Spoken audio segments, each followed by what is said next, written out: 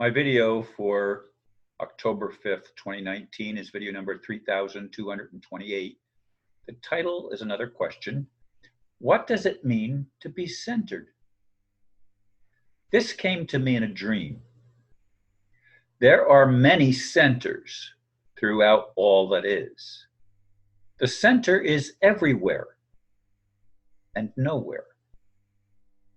It may seem confusing at first, but in the dream it was crystal clear. The center is me. The center is you. The center is everyone because that is the point of individual or individuated consciousness. Of course, some will think I am talking about ego-centricity. That is the result of failure to recognize the life force connection with the greater whole, all it is. That failure results in all the problems we see here at this time. In fact, virtually all our systems have been created due to that failure. Love is challenging without that realization. It's not about me and only me. It's about us, all of us. We are unified by invisible threads that unite through everything we see and don't see. It's all and in all. Are we each and all God? Is it true that nothing is truly separate? That's what I'm getting. How then can the problems we see ever get fixed? Ah, the impasse. Will there be an awakening? Some say we're in the early stages of the age of Aquarius. And of course, the remnants of the previous age are evident in the conflicts that we see everywhere on our planet. Some people have a totally different perspective than others. And those that are still trying to operate in the old paradigm of the previous age are trying to stop the awakening of people recognizing what I'm telling you, that everything is connected, that the solution to all these problems is to love one another, not to kill those that are thinking differently, which is what the old system is trying to impose.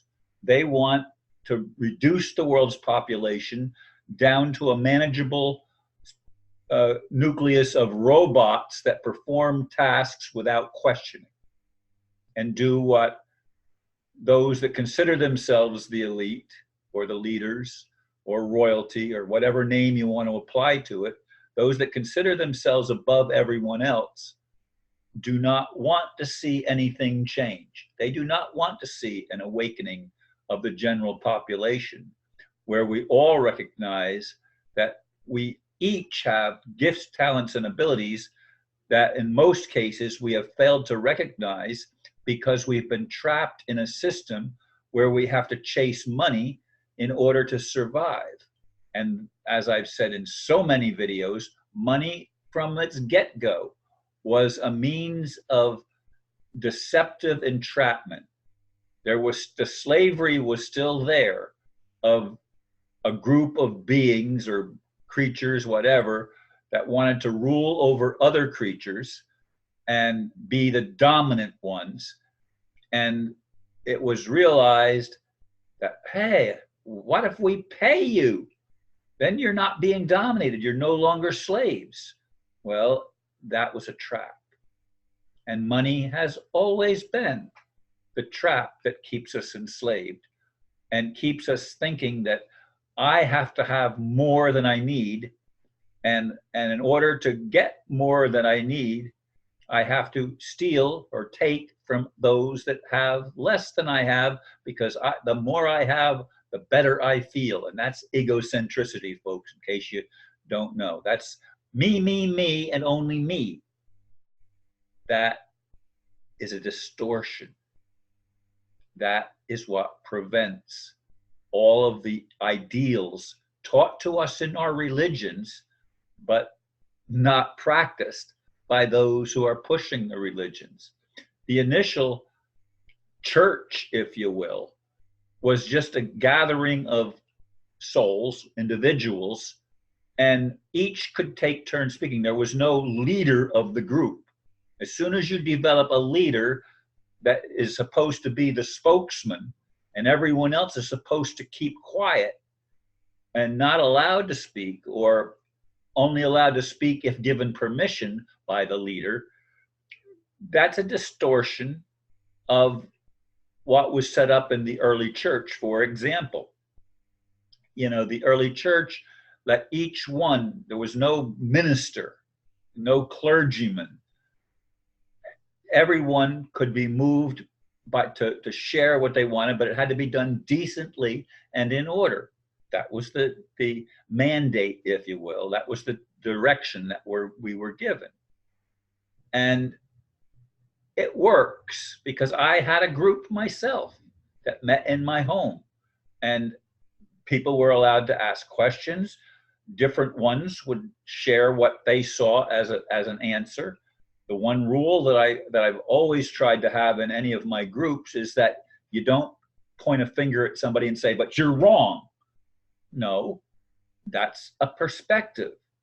And we each have an ego-centric perspective, but we have to be willing to be open to listen to those that are willing to share without argumentation. That's the key again. As soon as you get into argumentation and pointing fingers of "you're wrong," I'm right and you're wrong, that's egocentricity. That's where everything breaks down. That's why we have the world, the type of world that we see around us. And the moving out of one age into the age of Aquarius is bringing everything to a greater sense of rivalry, as the old system tries to hang on to its control and its alleged leadership right. But there are no leadership rights. Not even God is a leader in the respect of being dominant. God is just everything in everyone. And yes, I know, I keep wanting God to take action, as if God is an outside force. Well, how are we going to be moved out of the age of Pisces into the age of Aquarius without some kind of intervention or some kind of mass awakening? We've been under mass hypnotism for a long time. We've been lulled to sleep. We've had our direction taken off center, taken out of self, and only out there. I'm not saying it shouldn't be out there at all, but it can't be only out there. It's in here and out there. And we have to see the change that permeates all of our lives and all of existence. We have to learn to live in harmony. That's what love does. Selfishness is the result of fearing that I'm not going to have enough. If we all shared, we would all have enough. If our mindset was changed and our personalities were somehow altered and transformed, we could easily resolve all the problems that humanity has been facing for eons, and we wouldn't need money. We wouldn't need a system of control. We wouldn't need all of the things that seem that we can't do without in the present world. All we would have to do is learn cooperation and replace the competition between ourselves with a cooperative spirit. That would be transformative for all of us, wouldn't it? Wouldn't that be an amazing world? Wouldn't it be wonderful if we could all awaken to the reality of the interconnectedness of all life?